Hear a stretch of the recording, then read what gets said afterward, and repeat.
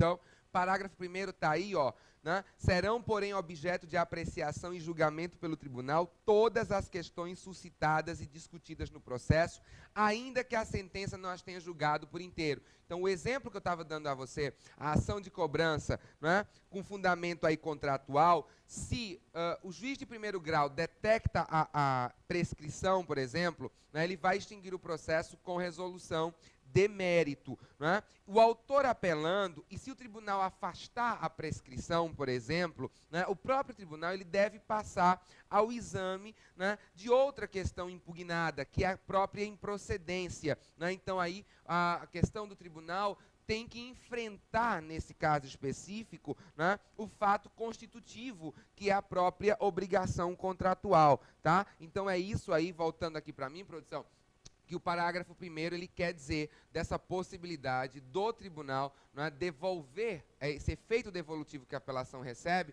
devolver ao tribunal a possibilidade, né, de apreciar essas questões que foram suscitadas e discutidas no processo, ainda que a sentença não as tenha julgado por inteiro. Uma jurisprudência sobre isso, vamos dar uma olhadinha lá do ministro Nilson Naves, STJ. Então, joga na tela, produção, aí para mim, uma decisão da 3ª turma de relatoria do ministro Nilson Naves. Ele diz o seguinte, ó: a questão não suscitada nem discutida no processo não pode ser objeto de apreciação pelo tribunal no julgamento da apelação.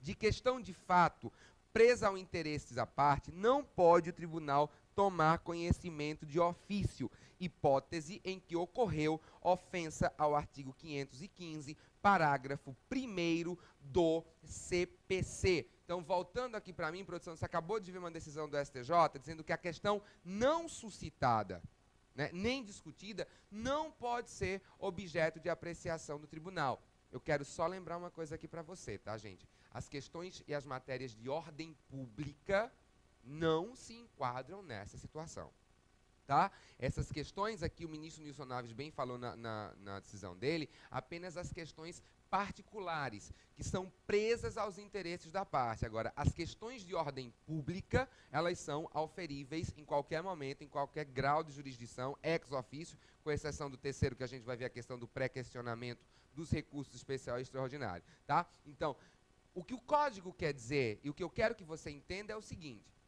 tá? Se o juiz enfrentou uma questão, discutiu lá no processo, a questão foi suscitada, foi discutida, mas na hora do julgamento ele não enfrentou a questão, quando a parte apela, essa apelação e esse efeito devolutivo devolvem ao tribunal a possibilidade, né, de uma análise, porque essas questões já foram discutidas e suscitadas, tá? Já foram discutidas e suscitadas, apenas não foi apreciada devidamente pelo juiz. Agora, se a questão não foi discutida, se a questão não foi suscitada, ela não pode ser objeto de apelação, tá? Porque o tribunal não pode ex officio analisar dessas matérias que não foram suscitadas e discutidas no contraditório no 1º grau, salvo as questões de ordem pública, tá? Quando se tratar de questões de ordem pública, aí sim isso vai ser possível. Continuando a análise do artigo 515, ainda sobre o efeito devolutivo, vamos ver o caso do parágrafo 2º. Então, parágrafo 2º do artigo 515, olha só o que é que o efeito devolutivo da apelação também faz, ó. Quando o pedido ou a defesa tiver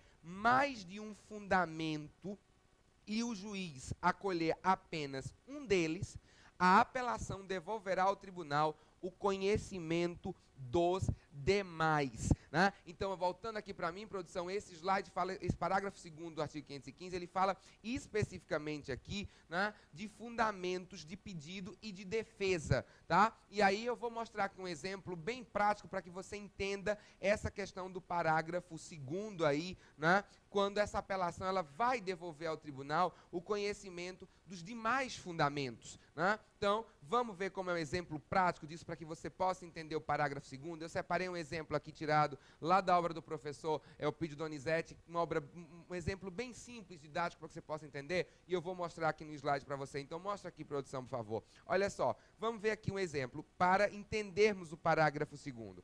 O autor da ação, vamos imaginar aqui uma ação, o autor pleiteia anulação de negócio jurídico e o fundamento são dois. né, ele pede que o juiz determine na sentença a anulação do negócio jurídico, porque ele diz lá na petição dele que ele foi levado a esse negócio jurídico em virtude do erro e do dolo, que nós sabemos que são vícios, né, tanto o erro como o dolo. O juiz, aí eu coloquei para você embaixo, ó, o pedido é julgado procedente com base no fundamento do erro, silenciando ou refutando-se o fundamento do dolo. Então você veja aí, ó, que o pedido ele encontra dois fundamentos. O pedido de anulação encontra dois fundamentos, o fundamento do erro e o fundamento do dolo. Só que o juiz, ao julgar, ele pegou apenas um desses fundamentos, ele se prendeu apenas ao fundamento do erro, né? Ou ele silenciou ou ele excluiu o dolo.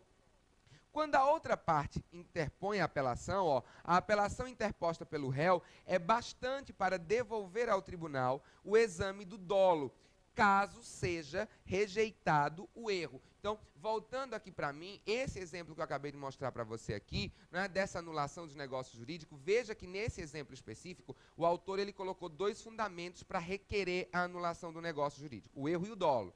O juiz, ao julgar, pegou o erro, né, ele pegou a fundamentação do erro e justificou, fundamentou no erro, determinou a anulação do negócio jurídico. Não se manifestou sobre o dolo, simplesmente silenciou ou apenas refutou o dolo. O erro para ele já foi um vício suficiente para determinar a anulação do negócio jurídico.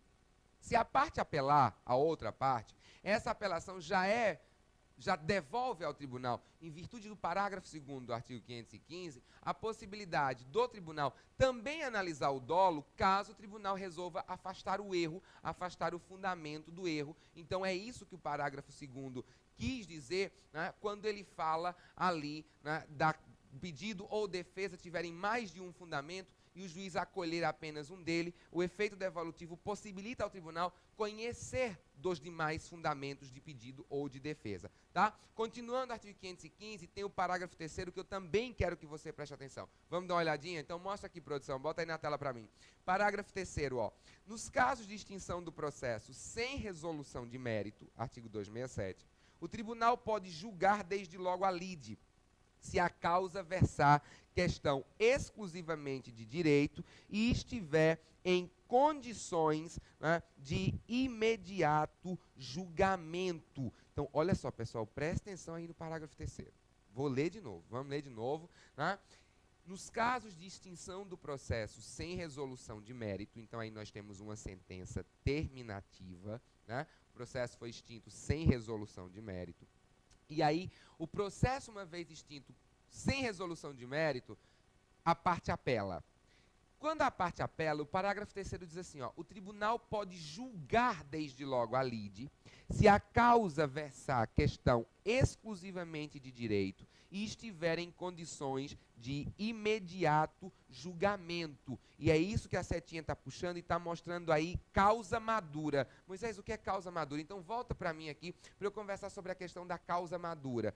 Veja bem, eu quero que você preste atenção nessa situação específica e imagine uma ação interposta em que o juiz simplesmente extinguiu o processo sem resolução de mérito. A parte apela. Só que a questão é exclusivamente aí de direito. A causa versa sobre uma questão exclusivamente de direito. Né?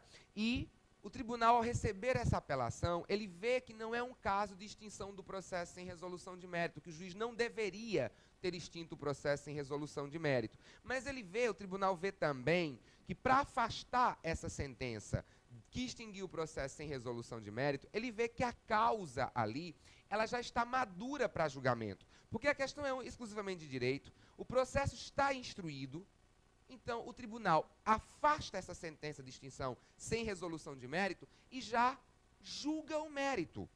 Tá? E você pode estar pensando aí, Moisés, mas isso não é suprimir instância? Não, isso é duplo grau de jurisdição. Isso é uma complementação da atividade jurisdicional. O que o juiz de primeiro grau deveria ter feito. Né? Também prestigiando celeridade, a razoabilidade e duração do processo. Você já imaginou se o tribunal pega o recurso de apelação, vê que não é um caso de extinção do processo sem resolução de mérito. Aí o tribunal no acórdão diz que não é caso, remete os autos para o juiz de novo, para que o juiz agora prolate uma sentença extinguindo o processo com resolução de mérito. Demora mais ainda. fere princípio da razoabilidade e duração do processo. Então, quando o tribunal se pega perante a causa madura, um processo que chegou a eles por meio de uma apelação, e eles veem que o processo foi extinto sem resolução de mérito, né? Mas a causa encontra-se, né, instruída, a questão é exclusivamente de direito, e se tem um pouco de fato, já não existe mais nada a ser esclarecido sobre os fatos, já tem provas deles lá no processo, então a causa está madura. Então, se o tribunal verifica que é um caso de afastar a sentença de extinção sem resolução de mérito, ele afasta e ele já julga também o mérito. É isso aí que o parágrafo 3º do artigo 515, ele quis, né, mostrar aí em relação a esse efeito devolutivo, porque devolve ao tribunal não só a possibilidade de afastar essa sentença que extinguiu o processo sem resolução de mérito, mas devolve ao tribunal a possibilidade de, além de afastar essa sentença, né, também já julgar o mérito, fazendo aí uma complementação da atividade jurisdicional, prestando uma efetiva atividade jurisdicional ao seu jurisdicionado, quando a causa se encontrar madura. Causa madura, como o próprio parágrafo 3º do artigo 515 que eu mostrei para você fala, questão exclusivamente de direito, e a causa já estiver em condições de julgamento. Então, o tribunal afastou sentença de extinção sem resolução de mérito e já julga o mérito da causa, tá bem? Ainda sobre o efeito devolutivo, para a gente já daqui a pouco encerrar ele e já dar seguimento ao procedimento, tem o artigo 519, que também alguns doutrinadores pegam 516 com 517, falam de efeito translativo da apelação, que você pode encontrar isso aí em algumas doutrinas, e eu vou mostrar o artigo 517, produção, bota aqui para o meu aluno, também ainda sobre a questão devolutiva translativa. Olha só, as questões de fato não propostas no juízo inferior poderão ser suscitadas na apelação se a parte provar que deixou de fazê-lo por motivo de força maior. A gente viu lá no 515, logo no primeiro parágrafo, que ele diz que as questões que foram suscitadas e discutidas, né, e que não foram apreciadas integralmente pelo juiz monocrático podem ser sim objeto da apelação. Mas o 517 ele já fala que a questão de fato que não foi proposta no juízo anterior poderá ser suscitada na apelação se a parte provar que deixou de fazê-lo por motivo de força maior. Aí você volta para mim aqui, produção, que você pode estar aí sentado na cadeira ou sentado, você, minha amiga, está aí assistindo, você pode agora estar dizendo assim, não estou entendendo mais nada, né?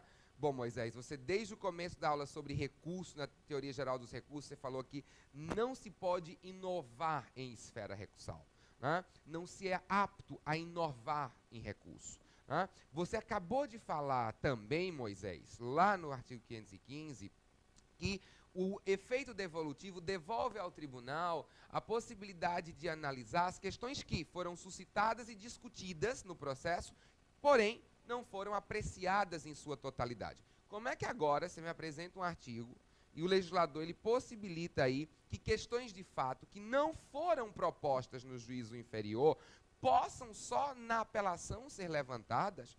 Mas isso tem alguma coisa em controvérsia. Veja que sim, em termos sim. Mas o próprio legislador diz que desde que a parte prove que deixou de invocar isso aí, né, por motivo de força maior, né? Então, a gente tem que analisar agora o que é essa questão aí da força maior. Vamos ver, eu trouxe uma decisão aqui, trouxe decisões para você sobre essa questão do artigo 517. Então, eu vou mostrar para você, produção, joga na tela que eu vou ler com muita calma essa decisão aqui, para que você possa entender isso. Olha só, somente os fatos ainda não ocorridos até o último momento em que a parte poderia tê-los eficazmente arguído em primeiro grau de jurisdição, ou os de que a parte não tinha conhecimento, é que podem ser suscitados em apelação ou durante o seu processamento. Inocorrendo qualquer exceção ou força maior, de se concluir pela inadmissibilidade de apreciação de fatos novos arguídos, devendo-se julgar a matéria impugnada no recurso de acordo com o princípio do tanto devolutum quanto appellatum. Então, voltando aqui para mim, produção, o que fique bem claro é, o seguinte, em regra fatos novos, que não foram propostos nem discutidos na instância inferior, não podem ser objeto de apelação. A regra é essa, tá? Fatos novos não podem. Mas aí existe uma exceção do artigo 517, que ele diz se a parte conseguir provar, né, um motivo de força maior, que, por exemplo, desconhecia do fato. O fato já era existente, mas a parte desconhecia durante o processamento da ação normal no primeiro grau. Se provado isso, tudo bem. Tá? Como disse aqui a própria decisão que eu mostrei para você, quando a parte diz que não tinha conhecimento, ou fatos ainda não ocorridos até o último momento em que a parte poderia ter arguído no primeiro grau, mas aconteceram, faz parte, deve haver a complementação, e a sentença deve retratar também aquela situação nova que surgiu ali, mas que diz respeito à causa. Tá? Então, essa situação do artigo 517, quando fala do surgimento de fatos novos, já no recurso de apelação, deve ser visto com muita cautela. Né? Cada caso concreto, ele vai determinar o alcance da aceitação ou não desse fato novo. Né? Daí a questão específica de que a parte que vai apresentar esse fato novo, provar ao juiz que não fez isso, provar à corte, na verdade, ao tribunal, que não fez isso lá no primeiro grau, porque desconhecia, ou porque o fato não tinha ocorrido durante o processamento, provar a força maior de não ter invocado esse fato novo. Tá? Esse é o intuito da norma, esse é o intuito da regra. Tá? Então, espero que você tenha entendido isso, mas vamos voltar para o nosso procedimento. Então, voltando aqui para o procedimento, olha só. Né? A petição de apelação, que a gente já sabe, prazo de 15 dias. Né? Nós vimos lá que o juiz, né, ele pode fazer um juízo de admissibilidade. Né? Depois, ele despacha, recebendo e atribuindo os efeitos da apelação. Nós já vimos no slide anterior, inclusive, como é esse despacho, né, do juiz. Vimos os efeitos suspensivo e devolutivo, vimos também quando é recebido só no efeito devolutivo, lá no artigo 520. E aí, né, no mesmo despacho que o juiz recebe e aplica os efeitos, ele manda intimar, né, o apelado para a resposta, que também é no prazo de 15 dias. Então, você veja que nesse slide aqui, nós sabemos que a apelação ela tem um prazo de 15 dias para ser interposta, né? E quando for dado vistas ao apelado, ele também tem um prazo de 15 dias para apresentar as contrarrazões da apelação, lá como determina o artigo 509, né? Lá do nosso CPC. Tá bom? Então, voltando aqui para mim, produção, você já viu aqui, petição de apelação, o juiz faz um primeiro juízo de admissibilidade, uma análise dos pressupostos intrínsecos e dos pressupostos extrínsecos, desculpe. E aí, numa análise sumária, viu que está tudo em ordem? Ele despacha, recebendo a apelação e atribuindo os efeitos que a apelação tem que ter, a regra suspensivo e devolutivo nos casos do artigo 520, manda intimar o apelado para o apelado querendo contrarrazoar a apelação em 15 dias. Né? E aí eu vou mostrar aqui na tela, né, o meu slide, olha só. Então vou voltar para aquele procedimento, porque eu vou mudar o slide ainda, sem voltar para mim aqui, tá, produção? Então, apelação, juízo de admissibilidade pelo juiz, né, despacho de recebimento e efeitos da apelação, intimação do apelado para resposta. Então, o apelado vai ser intimado para contrarrazões em 15 dias. Mudando o slide, olha só. Com a resposta do apelado, né, ou seja, o apelado apresentando as suas contrarrazões, o juiz poderá proceder uma nova admissibilidade. Tá? Então veja que o juiz já pode fazer aqui a segunda admissibilidade. Mas, Moisés, por que isso? Né? Porque pode ser que naquela primeira análise sumária, algum pressuposto tenha passado em branco pelo juiz. E o apelado nas contrarrazões pode ter mostrado isso ao juiz. Né? Ter dito assim, olha, senhor juiz, a apelação é intempestiva, ela só foi protocolada no 16º dia. E aí, ó, o juiz faz uma nova admissibilidade, tá? E aí, se ele realmente verificar que está tudo em ordem, ele vai determinar o envio dos autos ao tribunal local para que o tribunal faça aí o julgamento. Então, voltando aqui para mim, eu quero só expor para você o seguinte, né? Quando o juiz manda, ele faz um primeiro juízo de admissibilidade. Então, vou dar aqui um exemplo. Chegou a apelação lá no processo. Vamos imaginar que isso aqui, que é o meu roteiro, tá, seja a apelação. A apelação é juntada lá no processo. Tá? O juiz faz uma análise sumária dos pressupostos. viu tempestividade, ele achou que está tudo ok, viu regularidade formal, viu a petição, tal. Então ele despacha, dá aquele despacho que eu já mostrei para você, recebendo essa apelação, aplicando os efeitos da apelação, mandando intimar o apelado para apresentar contrarrazões. O apelado, quando foi apresentar as contrarrazões, mostrou ao juiz, por exemplo, que a apelação era intempestiva. A parte apelante não prestou atenção nos 15 dias, ou contou o prazo errado, e a apelação só foi interposta no 16º dia. Então, quando as contrarrazões são juntadas ao processo, que o juiz vai enviar os autos ao tribunal, ele dá uma olhada antes e vê que o apelado está dizendo que a apelação do apelante é intempestiva. E aí o juiz, ele pode, sim, fazer um novo juízo de admissibilidade, inclusive voltar atrás do despacho que ele já recebeu a apelação. Vamos ver porque o artigo 518 do CPC permite isso. Então joga na tela aí, produção. Olha só. Apresentada a resposta, né? E quando fala apresentada a resposta, é a resposta do apelado, né? São as contrarrazões da apelação, é facultado ao juiz em 5 dias, lembrando que isso é prazo impróprio, o reexame dos pressupostos de admissibilidade do recurso. Né? Então, aqui, ó, esse parágrafo 2º diz que quando o apelado apresenta a resposta, o juiz ele pode, né, é facultado a ele em 5 dias, fazer um novo reexame dos pressupostos de admissibilidade do recurso. Então, voltando aqui para mim, você viu, né, que essa apelação ela pode aí, né, ter dois juízos de admissibilidade ainda no 1º grau, porque, presta atenção, eu estou falando ainda com o processo no 1º grau. O processo não chegou no tribunal ainda, a apelação não chegou lá.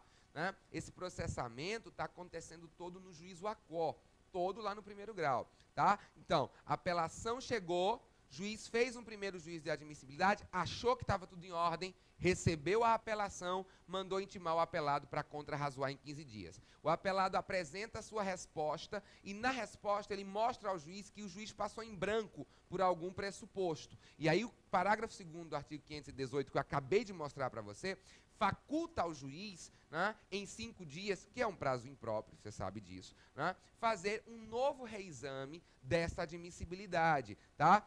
Então, ele pode aí, né, nesse novo reexame, se ele verificar que está tudo em ordem mesmo, que não procede a alegação do apelado, ele simplesmente encaminha os autos ao tribunal, ele determina o envio dos autos para que o tribunal agora sim julgue a apelação, processe e julgue a apelação. Né? Se ele verificar, né, que realmente ele passou em branco por um pressuposto, ele pode, né, voltar atrás naquele despacho que ele já tinha recebido e não receber, matar a apelação, e aí é um caso de agravo de instrumento, que a gente vai ver na próxima aula, tratar a respeito disso especificamente, que é um outro recurso, tá? Mas outra situação possível, eu quero destacar para você, e vou fazer isso agora no meu slide, que a minha produção vai jogar na tela. Outra situação possível é, interposta a apelação, juízo de admissibilidade pelo juiz, não recebimento da apelação. Logo no começo já, tá, gente? Aqui, ó, o juiz nem mandou intimar o apelado. Ele simplesmente já viu logo ali de cara que faltava algum pressuposto, era intempestivo, ou não observou-se a regularidade formal, ou existia algum fato impeditivo do direito de recorrer, enfim. Ele verificou que algum dos pressupostos não se encaixava, então ele aí não recebeu a apelação. Então eu vou mudar o slide ainda na tela para você ver o que acontece nesse não recebimento da apelação. Ó, então, quando não for recebida a apelação, como eu disse agora há pouco, caberá agravo de instrumento ao Tribunal de Justiça. Então você veja que desse despacho, né, que toma formas de uma decisão interlocutória que não recebe a apelação, como o próprio slide está dizendo aí, né, vai caber à parte ingressar com agravo de instrumento ao Tribunal de Justiça. Então, voltando aqui para mim, né, você viu que nessa apelação, quando essa apelação ela, né, não for recebida, né, diz, Moisés, eu ingressei com a apelação. O juiz disse lá que não recebia a apelação porque estava faltando algum pressuposto. O que é que eu faço, Moisés? A partir do momento lá que o juiz, né, prolatar esse despacho que toma a conotação de decisão interlocutória, né, dizendo que não recebe a sua apelação, em virtude da lesão né, da grave lesão e de difícil reparação que isso pode causar, isso se enquadra no artigo 522, é caso de agravo de instrumento. Então, você entra com agravo de instrumento perante o TJ, para que o TJ veja, né, essa decisão interlocutória aí que não recebeu a apelação. Tá bem? E aí, para finalizar a nossa aulinha sobre apelação, né, não vou deixar mais você cansado, minha produção também já está ali fazendo o sinal para mim, meu produtor está ali olhando para mim, né, uma cara não muito bacana, mas vamos tratar de duas situações específicas, né? Duas situações específicas nós vamos tratar agora que envolvem a apelação. E envolvem a apelação fora desse procedimento normal que eu venho mostrando para você desde o começo da nossa aula, tá? A questão dos artigos 296 e 285A. Então, vou botar primeiro o 296 na tela, produção. Joga aí para mim, por favor, o 296. Olha só, ele diz o seguinte: indeferida a petição inicial, o autor poderá apelar, facultando ao juiz, no prazo de 48 horas, reformar sua decisão. Então, primeiramente, aqui no caput do artigo 296, você já vê uma situação aí específica, que é o indeferimento da petição inicial. Indeferimento de petição inicial extingue o processo sem resolução de mérito, né? Aí ele diz que quando o juiz indefere liminarmente a petição inicial, o autor pode apelar. Quando a apelação chega, o código, como você está vendo no 296, faculta ao juiz, no prazo de 48 horas, lembrando que também é prazo impróprio, reformar sua decisão. Aí o parágrafo único diz: não sendo reformada a decisão, os autos serão imediatamente encaminhados ao tribunal competente. Então, volta aqui para mim, produção. O que é que isso quer dizer aqui na situação? Trocando esse artigo 296 em miúdos, eu vou demonstrar para você agora, acompanhando as setinhas, né, como é que a gente destrincha esse artigo 296. Então, produção, joga na minha tela, por favor, aí o 296. Olha só, chegou a petição inicial, tá? Imagina a petição inicial do autor. Não é apelação, tá, gente? É petição inicial ainda. Comecinho do processo. Chegou a petição inicial, mas o juiz já viu que é um caso logo de indeferimento, se enquadra em uma daquelas situações do artigo 295, então o juiz já indefere a petição inicial e extingue o processo sem resolução de mérito. Aí, ó, apelação do autor. O autor fica resignado com isso, né? Ficou danado de raiva porque o juiz indeferiu liminarmente a sua petição inicial, então ele apela. Quando essa apelação chega lá, né, no processo, o juiz, é possível a ele retratar-se em 48 horas, tá? Então, quando aí chega essa apelação, o juiz ele pode exercer um juízo de retratação, que isso não acontece, tá, pessoal? Nas outras situações, em virtude de que a sentença, uma vez publicada, ela toma feições de ato processual e ela só pode ser modificada, né, aí por embargos de declaração, que é um recurso que nós vamos ver, ou para que o juiz faça correções de erros materiais ou de cálculo, na regra geral. Mas aí você está vendo, eu estou mostrando, você está com um slide na tela, de uma situação bem específica, né, que possibilita que com a chegada da apelação, o juiz ele possa se retratar aí no prazo de 48 horas. No slide mesmo, eu vou virar aqui, ó, e coloquei para você duas situações, né? Caso ele se retrate da sentença que indeferiu a petição inicial, obviamente a apelação resta prejudicada, né? E aí o prosseguimento normal da ação. Tá aí, eu estou falando dessa primeira situação que está aí no canto esquerdo da sua tela, aparecendo aí, né? Porque como a gente viu no slide anterior, quando a apelação chega, o juiz tem 48 horas para se retratar, tá? E aí eu estou colocando as duas situações possíveis no seu slide. Veja que no caso ele se retrate ou caso ele não se retrate e mantenha a decisão. Caso ele se retrate em 48 horas, a apelação vai perder o seu objeto, né? Então, ele se retratou da sentença de indeferimento e aí ele vai tornar aquela sentença sem efeito, né? Se retratando dela, e já vai aí determinar o prosseguimento normal da ação. A apelação resta prejudicada, vai ser desentranhada dos autos, tá? Mas a outra situação que está aparecendo aí à sua direita do vídeo, então, caso mantenha a decisão, caso ele não se retrate, o juiz bata o pé e diga, vou manter a minha sentença de indeferimento, o que é que ele vai fazer? Ele vai simplesmente encaminhar os autos diretamente ao Tribunal de Justiça. Então, voltando aqui para mim, veja que é uma situação totalmente sui generis, diferente de tudo aquilo que a gente vinha falando, tá? Porque o procedimento normal das apelações é sentença prolatada. apelação chegou. O juiz não pode se retratar, não. Tá?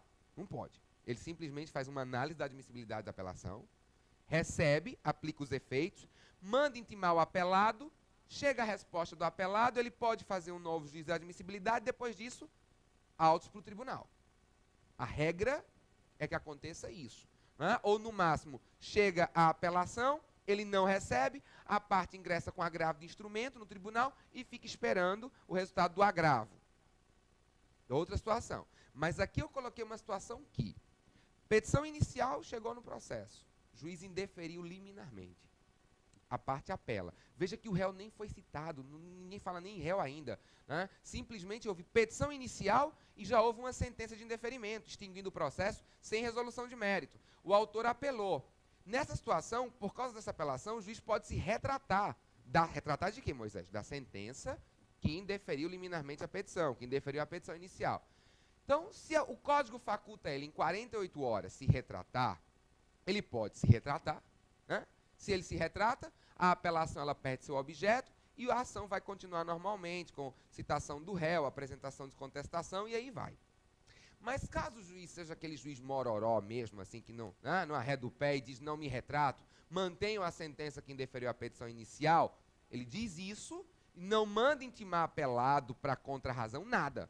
Ele diz que mantém e já manda o processo para o tribunal, e aí o tribunal é quem vai, o relator é quem vai se incumbir aí, né, de determinar a intimação do apelado, enfim, o processo lá no tribunal. Tá bem?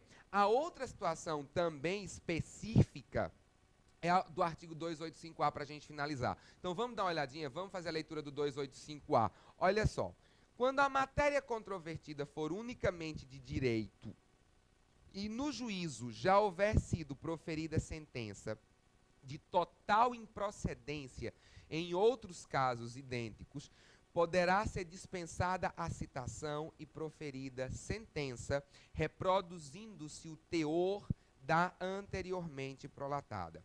Veja que no caput desse artigo é aquilo que nós chamamos de sentença emprestada ou sentença tipo. Né? Como é isso? Né? Volta aqui para mim, por favor, produção, para eu explicar bem rapidamente o que é essa sentença tipo ou sentença emprestada. Suponha aí que você, né, é juiz, ou que você, minha amiga que está em casa me assistindo agora, né, é juíza. Está lá na vara que você, né, está exercendo a sua judicância, seu mistério, e chega um processo. Né? Você chegou, pegou um processo lá, viu que a questão é unicamente de direito, né? Analisou lá o processo, viu que a questão é unicamente de direito. E aí, houve contraditório, houve citação, você vai prolatar a sentença. Questão é unicamente de direito, você julgou o pedido do autor totalmente improcedente, ou seja, você rejeitou totalmente o pedido do autor. Tá? Bom, passou 3 meses depois, você está lá, também no seu gabinete, chega um novo processo. Partes diferentes, mas o pedido é a mesma coisa. A causa de pedir é a mesma coisa, só não é a mesma coisa as partes. Só o nome dos autores é que são diferentes. No primeiro caso era João, agora é José. Mas o pedido é o mesmo, a causa de pedir é a mesma. Você pega a questão, é exclusivamente de direito. No teu juízo, lá no juízo, já foi proferida uma sentença de total improcedência. Então, o que você vai fazer? Pegou a petição inicial, você viu, poxa, há 2 meses atrás eu julguei uma causa igualzinha a essa, e julguei de total improcedência, a questão é unicamente de direito. Então você vai simplesmente, lá no seu computador, procurar no seu banco de dados aquela sentença de 2 meses atrás, lá no processo de João. E agora você vai só substituir tristeza por melancolia. Onde tem João, sabe, está o nome de José, que é o novo autor, porque a questão é igualzinha, tá? Mas aí, para isso, a questão tem que ser exclusivamente de direito, e no juízo tem que haver sido prolatada uma sentença de total improcedência. Por isso nós chamamos sentença emprestada ou sentença tipo. Você pega emprestado de um processo anterior, né, que a questão é a mesma, e faz só substituir ali o nome dos autores, porque o pedido e a causa de pedir geralmente são idênticos. Tá? Então é isso que o 285A estava dizendo, e eu vou voltar ele aqui para a tela, porque você veja aqui, ó, gente, isso aqui é muito explorado em concurso, em provas de processo civil, também em provas da OAB. foi explorado no último concurso de procurador do Estado da Paraíba, tinha uma questão só sobre sentença tipo, tá? Então, ó, veja que o requisito, né, para essa sentença tipo é que quando a matéria controvertida for unicamente de direito, então, primeiramente, a matéria controvertida tem que ser unicamente de direito, e lá no juízo já tem que ter havido uma sentença de total improcedência em outros casos idênticos. Então, nesses casos aí, se dispensa a citação, né, e é proferida a sentença emprestada, reproduzindo-se o teor da anteriormente prolatada, né, só mudando tristeza por melancolia. Aí agora é que entra a apelação, porque olha o que o parágrafo 1º diz. Se o autor apelar, é facultado ao juiz decidir, no prazo de 5 dias, não manter a sentença e determinar o prosseguimento da ação. Parágrafo 2º. Caso seja mantida a sentença, será ordenada a citação do réu para responder ao recurso. Né? Voltando aqui para mim, produção, para eu só trocar isso aqui em miúdos para o meu aluno ver, vamos lá, vamos trocar esse artigo todinho grande em miúdos. Joga na tela, produção. Então, ó, petição inicial. Petição inicial, o juiz viu que era uma questão exclusivamente de direito e que lá já haviam sido proferidas sentenças de total improcedência em outros casos idênticos. Então, ele reproduz o teor das sentenças que já estão lá no banco de dados da vara, lá do juízo. Então, petição inicial, sentença de total improcedência do pleito autoral. A parte apela e resignada, aí, ó, terceira setinha, interposição de apelação pelo autor. E aí, ó, possibilidade de retratação do juiz em 5 dias. Volta aqui para mim, produção. Vê que aqui é uma diferença. Lá no artigo 296, o juiz podia se retratar, mas lembra que lá o prazo era de 48 horas. Aqui no 285A, o juiz pode se retratar, mas aqui o prazo dele já é maior, o prazo dele aqui já é de 5 dias. Já notou essa diferença? O 296 e o 285A, eles são semelhantes, mas você veja que lá no 296, fala de indeferimento, de petição. Indeferimento extingue processo sem resolução de mérito. No 285A, fala de sentença de total improcedência. Então, eu já estou falando de extinção do processo com resolução de mérito. Tá? Lá no 296, o juiz pode se retratar, mas em 48 horas, apesar de ser prazo impróprio, eu estou só colocando as diferenças, tá? No 285A, o juiz pode se retratar também, igual ao 296, mas no 285A, ele já tem 5 dias. Vamos voltar para o slide? Então, ó, aqui, possibilidade de retratação do juiz em 5 dias. Mesma coisa, vou apresentar agora no próximo slide para você as duas situações possíveis. Então, ó, próximo slide aí, ó, à esquerda do seu vídeo. Caso haja retratação, é semelhantemente o que aconteceu lá no 296. A apelação ela perde o seu objeto e vai aí haver o prosseguimento normal do processo, tá? Mas aí do seu lado direito, né, do lado direito da sua tela, não havendo retratação, né, a citação do réu para responder à apelação em 15 dias, com ou sem resposta, envio dos autos ao Tribunal de Justiça, tá? Eu quero só que você fixe aí, pessoal, a esse caso de não havendo retratação, porque também é diferente do 296. Porque lá no 296, no caso do indeferimento da petição, né, caso o juiz não se retrate, ele não manda citar o réu para responder ao recurso, não. Ele já manda os autos diretamente para o tribunal, tá? Aqui no 285A, se ele não se retratar, ele manda citar o réu sim, mas para responder à apelação em 15 dias. Tanto que a doutrina até condena esse termo citação, porque citação, segundo o artigo 213 do Código de Processo Civil, é o ato pelo qual se chama, né, o réu ou o interessado a fim de se defender, mas logo no começo e não na fase recursal, citando alguém para apresentar contra-razões de apelação, né? Mas aí o Código determina isso, com ou sem resposta do apelado, com ou sem contra-razões, o juiz vai enviar os autos ao TJ para que o TJ julgue. Então, voltando aqui para mim, né, você viu, eu coloquei para você aí duas situações específicas, que são as situações do 296 e do 285A. Eles fogem à regra, né, dos procedimentos normais de apelação. Porque nos procedimentos normais de apelação, por exemplo, você não me viu lá no começo da nossa aula, que eu comecei a falar sobre os procedimentos, você não me viu em momento algum falar em retratação de sentença. Não, a apelação chega, o juiz pode ou não pode não recebê-la, uma consequência para cada uma dessas situações, né? Mas recebendo intimação do apelado para contra-razões, depois envio do tribunal, para o tribunal julgar. Tá? Mas você viu no 296 no 285A, que são situações que quando a apelação chega, o juiz pode inclusive se retratar. No caso do 296, em 48 horas, no caso do 285A, em 5 dias. Tá? Mas ele pode se retratar, ele pode tornar sem efeito uma sentença que ele deu e determinar o prosseguimento normal. Ou pode manter-se firme, né? Manter aquelas decisões, e aí o 296 já determina o encaminhamento total para o tribunal, e o 285A determina que quando ele não se retrata, ele intime o apelado para contra-razões em 15 dias, e só aí é que ele envia os autos ao TJ. Né? Bom, para a minha produção, para a alegria de todo mundo aqui no estúdio, né? Vou terminando minha aula, para sua alegria em casa também. Só que antes, vou jogar aqui na tela, produção, joga aí na tela, por favor, né? O meu e-mail, né? Para a galera aí, tá? Professor Moisés, professor.moisesneto@gmail.com.